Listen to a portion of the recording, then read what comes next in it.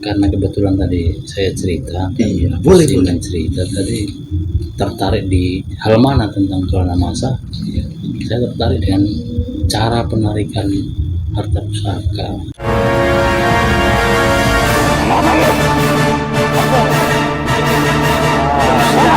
Dosa yang paling besar dan akan sangat bahaya bila musyrik terbawa mati.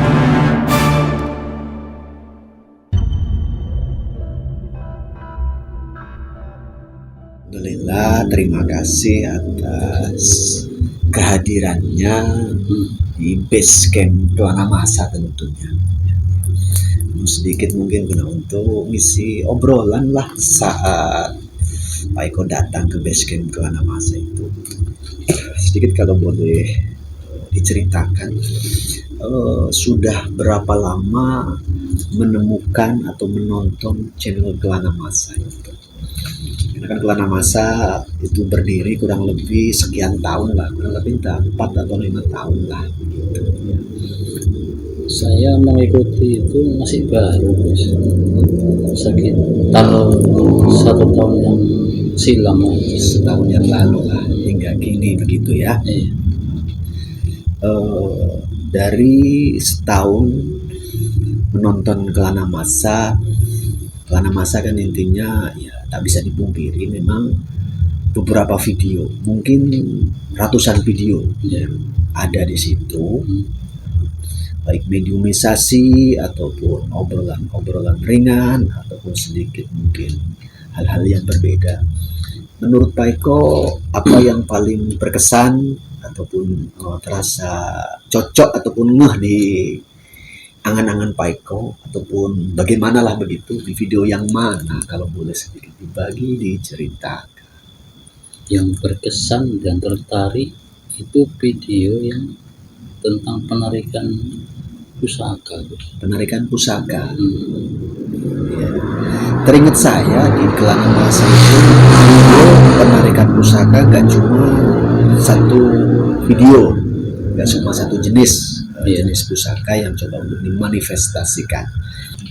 Ya, oke. Jadi poinnya terkait video penarikan pusaka menurut Pak Eko pribadi cukup berkesan. Ya. Terus kalau boleh sedikit diceritakan lah ya. Nah, dalam proses penarikan pusaka itu poin yang mana yang menurut Pak Eko pribadi itu berkesan? Apakah dari hasil penarikan tersebut atau prosesnya begitu, atau hal yang mananya begitu? Boleh bebas menanggapi lah. Itu Gus, dari mulai proses sampai benda tarikannya. Oh, begitu ya. Dari proses hingga usai manifestasi begitu ya.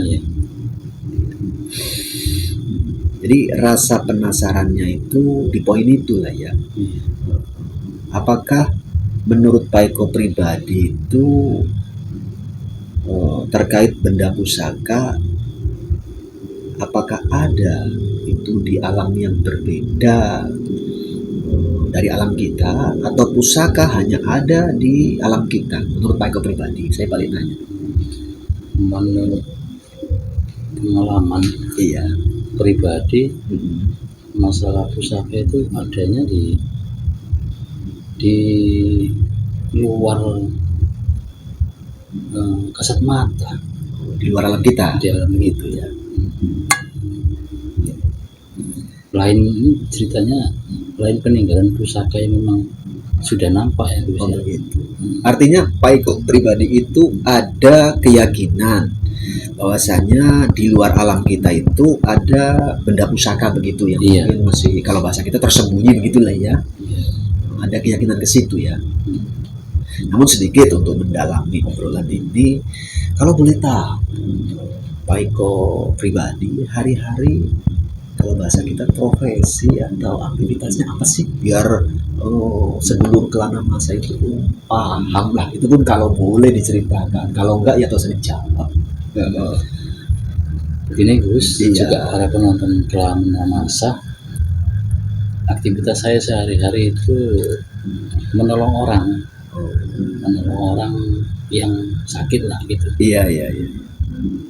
Nah, kalau bahasa tepatnya tukang urut gitu lah Gus.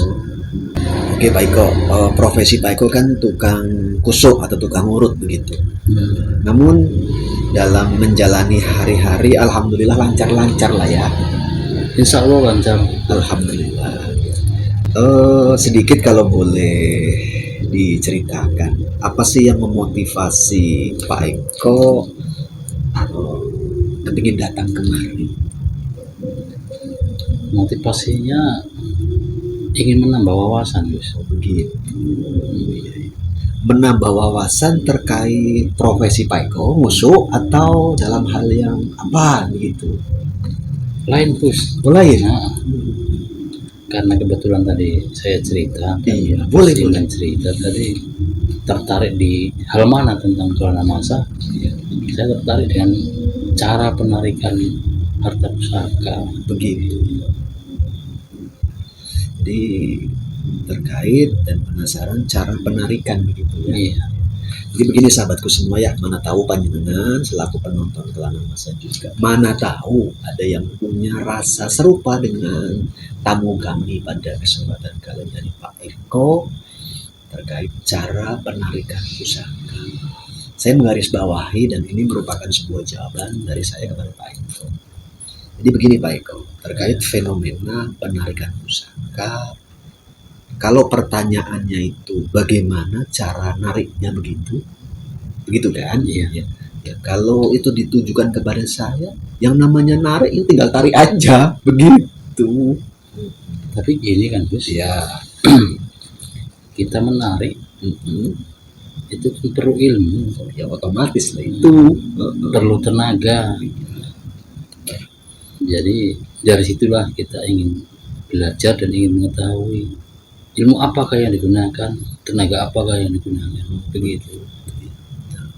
Jadi kalau ilmu apakah yang digunakan, yo ilmu narik. Yo. Kalau tenaga apa yang digunakan, yo tenaga nggak narik. Nah, ngono jawabannya Pak Eko. Nggak ada ilmu terkhusus namanya gitu. Oh, nama khusus ilmu tersebut ya sebetulnya ada. Tapi namanya khusus kan bagus kita masuk di umum biar mudah dipahami. Begitu kan? Iya. Jadi ilmunya ilmu narik, tenaganya tenaga narik. Begitu sahabatku semua ya, mana tahu panjenengan pun bertanya hal yang serupa, ya jawaban saya sama. Jadi namanya narik ya ilmu narik. Tenaga yang dipakai apakah perlu? Ya tenaga narik. Nah, perkara jawaban secara mendasar dan komprehensif alias lengkap itu tentunya panjang kalau diuraikan. Intinya sesuatu apapun itu bisa dikerjakan dengan sukses tetap didasari dengan keilmuan atau pengetahuan. Nama ilmunya ya ilmu narik begitu Pak Eko. Iya, ilmu narik. Cuma narik dalam tanda kutip tadi yang dipertanyakan itu narik benda pusaka. Yo penak lah koyo iku lho Pak Eko. Izin bertanya, Gus. Yo, silakan. Setelah kita mendapatkan benda yang kita tarik, apakah itu bisa kita gunakan kemampuannya di alam nyata seperti ini? Ya, bagi kalangan penggemar benda pusaka tentunya dianggap bisa. Namun bagi pribadi saya rata-rata dominan di Kelana Masa, benda saat saya tarik itu tidak saya gunakan untuk apapun. Kenapa seperti itu? Karena saya bukan kategori penggemar atau penghobi benda pusaka, apalagi mau menggunakan tenaga daripada benda pusaka itu. Ya. Apa sih tujuan saya di video tersebut? Diselingi dengan adanya penarikan benda pusaka. Itu hanya sedikit guna untuk memberikan contoh kepada anggota saya bahwasannya sesuatu kehidupan ataupun perlengkapan hidup itu tetap di dimensi lain itu ada. Artinya begini, di dimensi kita ada kehidupan di bangsa manusia, di dimensi gaib ya juga ada kehidupan. Di dimensi kita saat menjalani kehidupan perlu adanya perlengkapan. Di dimensi gaib sana pun ya kurang lebihnya sama. Tujuan saya hanya seperti itu. Selebihnya tentunya itu pribadi saya lah. Namun yang mendasar hanya mencoba memberikan contoh ataupun sebuah penjelasan bahwasannya kehidupan di dimensi gaib tak jauh berbeda dengan kehidupan kita di alam bangsa manusia. Begitu ya. Iya, seperti itu. Itu terkait penarikan benda pusaka. Namun saya berpesan baik kepada Pak Eko ataupun penonton semuanya, tanpa terkecuali saya pun sering dan telah berpesan kepada anggota-anggota saya, tak perlu kita berlebihan menyikapi benda pusaka. Itu benang merah dan garis besar saja.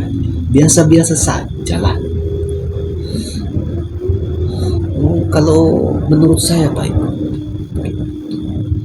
di alam kita perlengkapan hidup itu contoh untuk makan itu ada sendok, ada garpu, ada piring ya. Ini garpu, sendok, piring dan lain sebagainya mungkin lambat laun lama kelamaan itu nanti bakal jadi benda pusaka begitu, walaupun konotasinya bukan pusaka seperti keris, batu akik, tombak dan lain sebagainya. Arti pusaka itu dalam konotasi yang saya pahami itu sesuatu perlengkapan yang dipergunakan di masanya. Karena kan peradaban kita bangsa manusia, saya yakin apakah dari awal bangsa manusia ada di bumi itu saat makan telah menggunakan piring? Saya yakin belum. Apakah telah menggunakan sendok saat makan? Dulu-dulunya saya yakin belum. Awal mula peradaban begitu loh.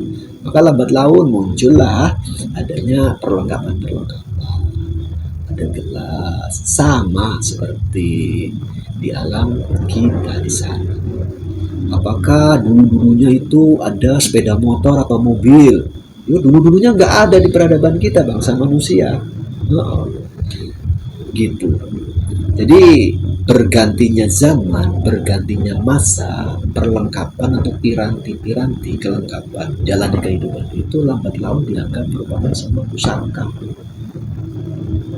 Nanti ada Pak Eko di alam kita kategori benda pusaka, tapi bentuknya itu bukan keris, bukan batu akik, bukan tombak, tapi macam kereta. Kereta di sini itu bukan sepeda motor yang saya maksud, tapi kayak macam dokar. Itu menjadi benda pusaka akhirnya. Iya, itu contoh kecilnya lah. Jadi bergantinya peradaban tetap ada sesuatu yang dianggap sakral, begitu.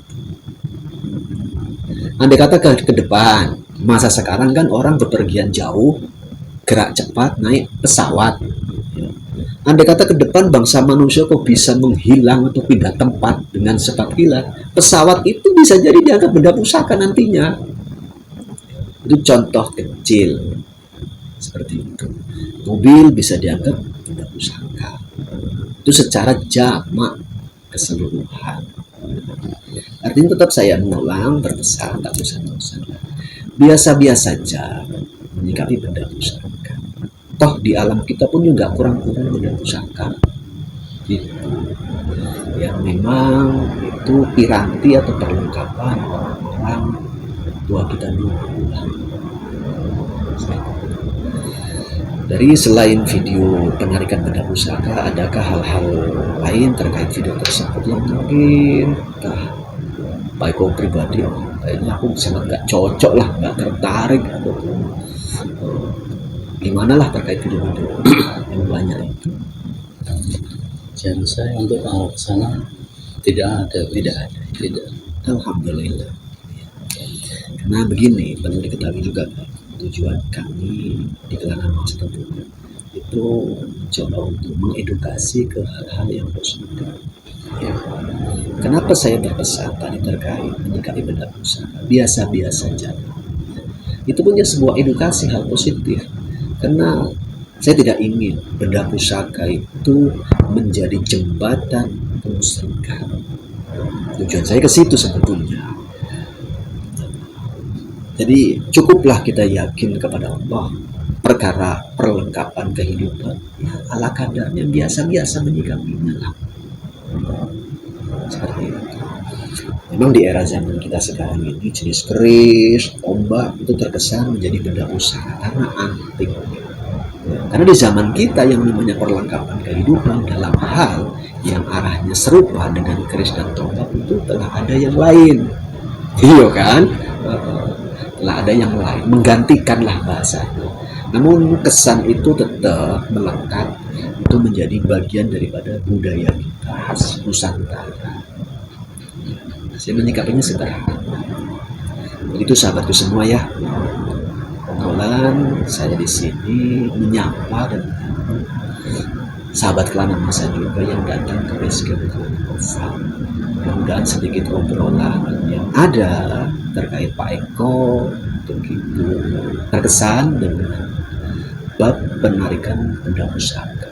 Ya boleh-boleh saja, namun saya tetap menggarisbawahi biasa-biasa saja, jangan berlebihan. Ada hal yang lebih penting dari hal itu, yakni apa? Kita harus mampu tetap meningkatkan iman dan takwa kita kepada Allah Subhanahu wa Ta'ala.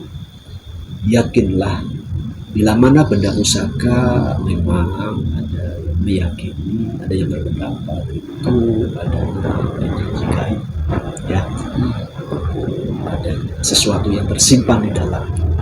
Namun saya meyakini kekuatan yang tak tertandingi itu bukan dari benda pusaka, yakni kekuatan yang maha dahsyat, melebihi segala kekuatan yang ada, adalah kekuatan Allah Subhanahu wa Ta'ala.